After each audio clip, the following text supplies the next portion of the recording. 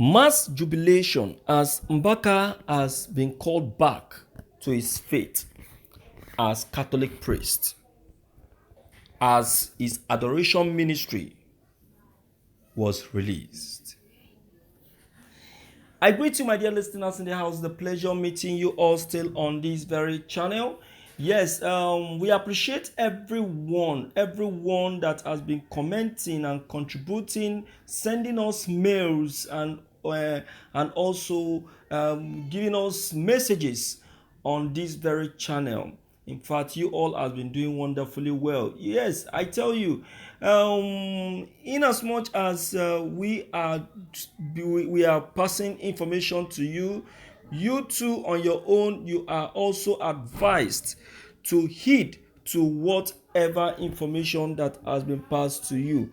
Information they say is wealth. Information they say is protection. He that is informed is protected, but he that is not informed, oh my God, only God knows what will happen to such a person. All right, looking at the content, Reverend Father AGK Mbaka, we all know about the Catholic priest whose adoration ministry was actually taken away from him. It was so sad when Mbaka was denied of this ministry. He was not just denied of the ministry, but also was dismissed from his faith. But as we are speaking right now, the Catholic Archdiocese has finally called him back to his faith and is now back to his ministry to continue his practicing as priest of the Catholic Church. You will not believe what is actually going on right now. Let's quickly check the content, my dear listeners. This is Evening News. The Adoration Ministry in Enugu will officially commence masses following the lifting of Reverend Father AGK Mbaka ban. His ban was lifted by the Enugu Catholic Diocese after 3 months when he was first suspended. The controversial Mbaka became a trending topic 3 months ago for calling the Labour Party flag bearer a stingy young man. Renowned Catholic priest Reverend Father AGK Mbaka has returned to God's work after 3 months of suspension by the Enugu Catholic Diocese. As reported by The Nation, Mbaka's ban was lifted on Thursday, September 29th, while he announced he will returning back to active ministry on Sunday, October 2nd. It will be recalled that the controversial Mbaka was sanctioned with an indefinite ban by the Bishop of the Diocese, Most Reverend Callistus Onaga, on Saturday, June 18th. On the controversial side, Mbaka, in one of his sermons called the presidential candidate of the Labour Party, Peter Obi, a stingy man.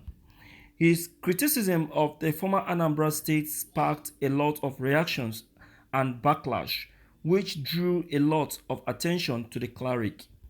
The cleric, in his words, said, "It's better to have an old man as president than a stingy young man." Soon after, the embattled Mbaka retracted his statement and apologized in an open letter for calling Obi a stingy man. I greet you, my dear listeners in the house. Yes, and this is the broadcast for today, for today's news. Well, it's a good thing that Mbaka has been called back to his faith. In fact, a lot of people has missed a lot of miracles because, according to one of the commenter, he said that Mbaka adoration has been a source of help to the less privileged, most especially to those who actually are lost in the spirit. Yes, my dear listeners, Father Mbaka may have said something that is not right. He may have said something that is not carried. He may have said something that is so annoying, but the government wouldn't have gone that far in shutting down his adoration.